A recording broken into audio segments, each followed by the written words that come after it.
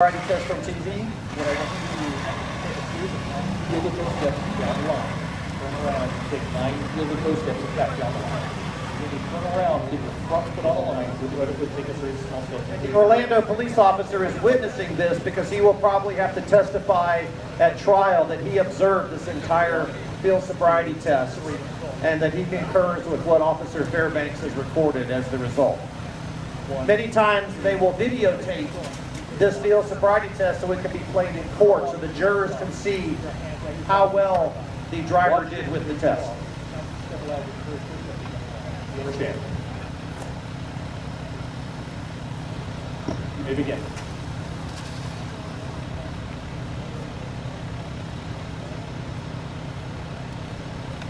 The firefighters have put a protective blanket over both of the people in this white car to make sure that while the glass and metal flies around, that it doesn't injure them. So they've just gotten the roof taken off of this vehicle. This is exactly how fast they do it in real life. These firefighters train all the time to make sure they're very fast with it. 10 minutes can mean the difference between life and death and getting somebody out of one of these cars. Ezra's having a hard time walking the line over here. He's going very slow. Okay. Next exercise is one leg.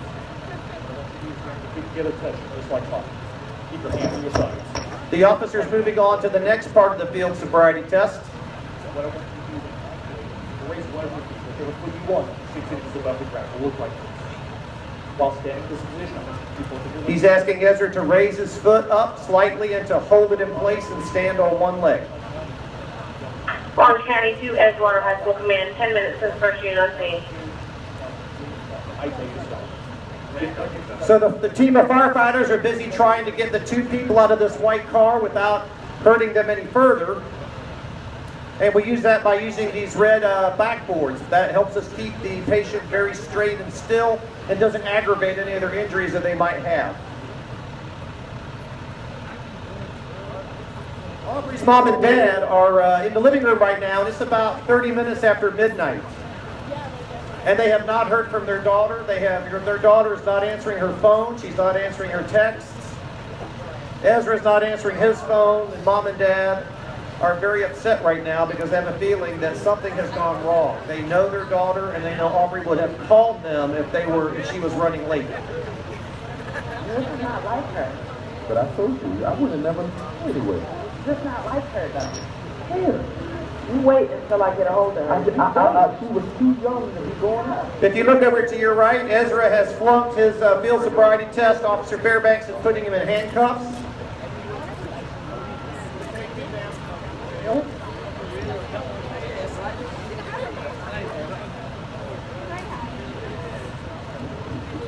They court taken out to Orange County Jail and one in custody for DUI manslaughter.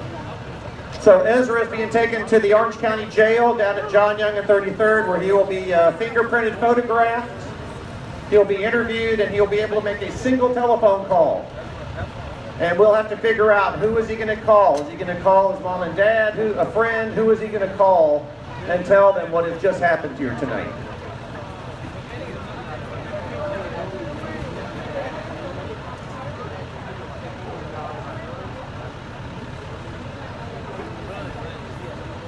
We're coming up on about 20 minutes since this crash happened. Remember, we only have 60 minutes from the time these 2 cars collided to get these patients downtown to Orlando Regional Medical Center.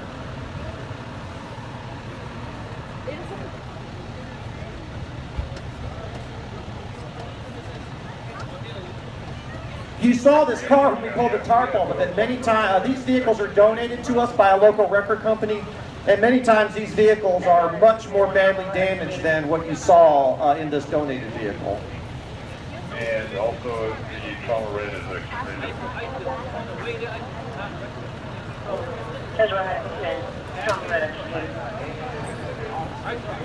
So both of the patients are out of the vehicle. Remember I told you that a helicopter was being called?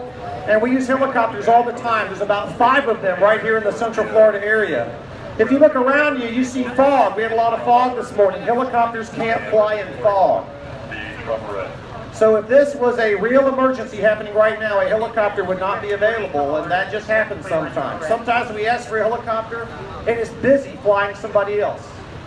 So today we're going to do it the old-fashioned way, and both these patients are going to be put into these rescue ambulances, and the ambulances are going to drive as quickly as they can to get these patients downtown to Orlando Regional Medical Center.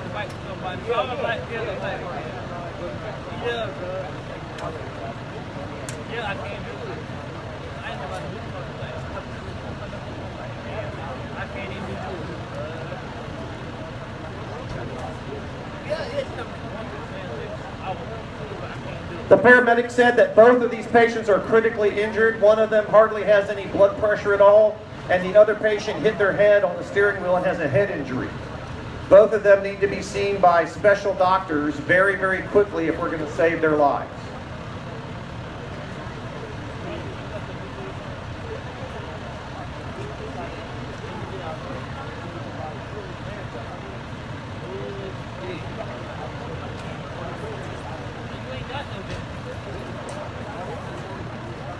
So Ezra is on his way to the county jail.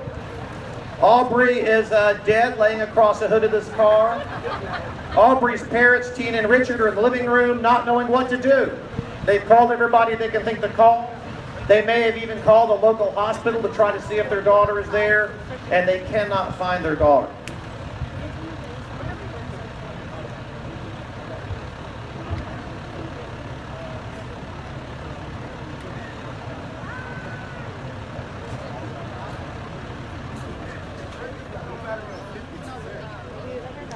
The firefighters now have to come move Aubrey out of this vehicle. Many times the person who does not survive the crash is trapped inside the wreckage, and it takes us quite a while to cut them out of the wreckage so the funeral home can come pick them up. Larry! Larry! Say! Larry! Say!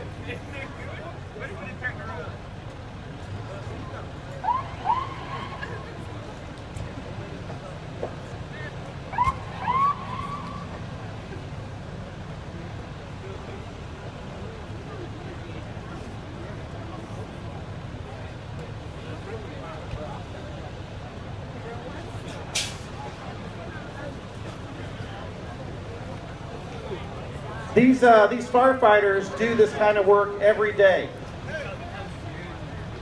In Orange County, on average, there are 23 serious car crashes every day in Orange County.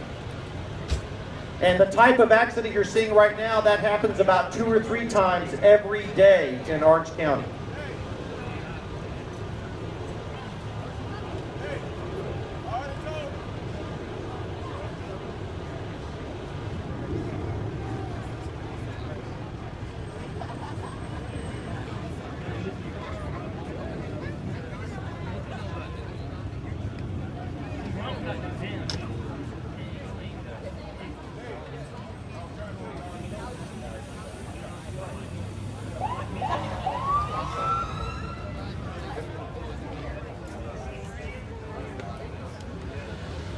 So the firefighters are about to take Aubrey off the roof of the car, and they're going to lay her down on the ground so the funeral home can come. Command Orange County units are assisting in removing the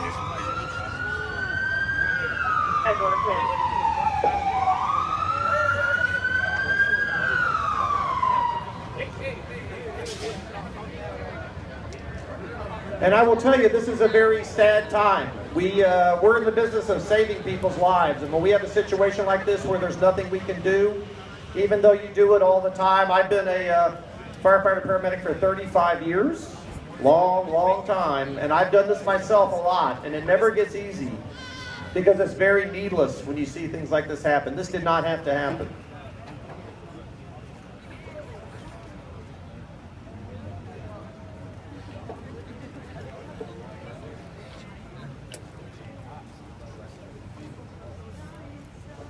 So the firefighters have Aubrey's legs untangled from the wreckage of the car, and they are